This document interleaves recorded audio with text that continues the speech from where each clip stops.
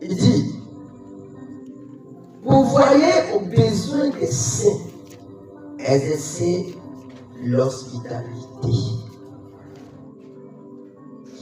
Ici, apôtre Paul est en train de dire, vous n'êtes pas n'importe qui, vous êtes des saints. Toute personne qui est née de nouveau a une vie de sainteté. Toute personne qui est née de nouveau n'a plus seul car le Saint-Esprit est en lui. Et une fois que le Saint-Esprit est en lui, la personne est quoi? La personne est un saint. Parce que pourquoi? Autrefois, nous étions des gens qui couraient, nous cherchons à être parfaits devant Dieu.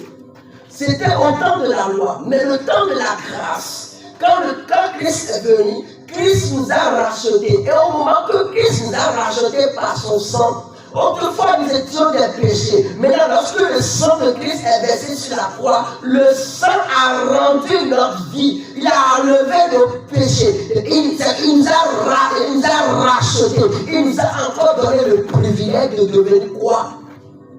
Un homme sorti de la boue. On est devenu quelqu'un saint, quelqu'un irréprochable.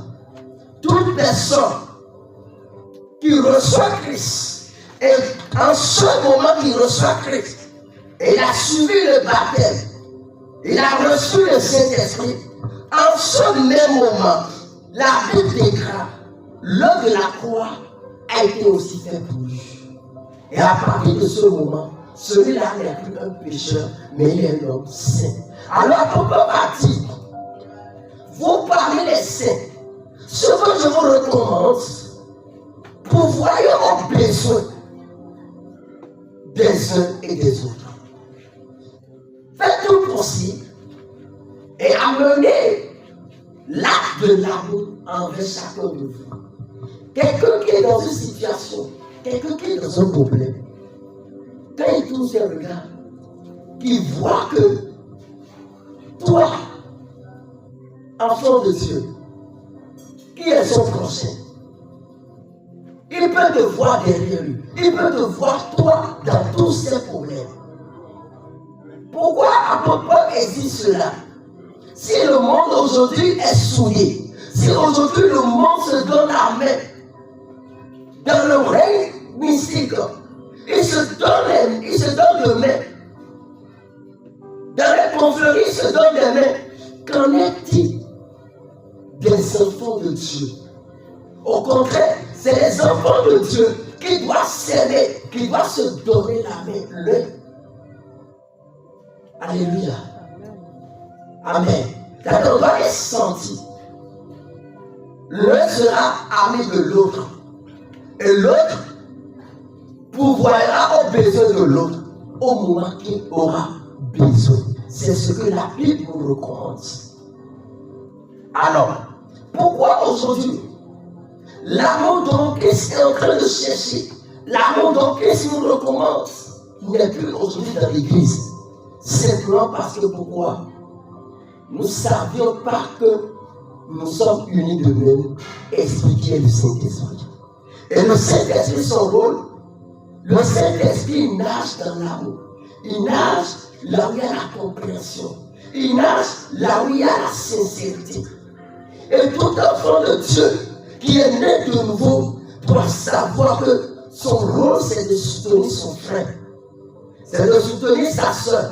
C'est de tout faire pour que son frère, sa soeur, puisse se sentir à l'aise au moment qu'il est dans le besoin. Alléluia. C'est pourquoi la Bible nous dit, Jésus va dire, toute personne que mon nom est un sujet de moquerie pour lui, et se moque de moi, le dernier je me moquerai de lui. C'est si simple. Tout ce que tu fais, normalement, qu'est-ce que Christ nous demande? On n'a pas besoin d'être de tel ministère avant de nous servir.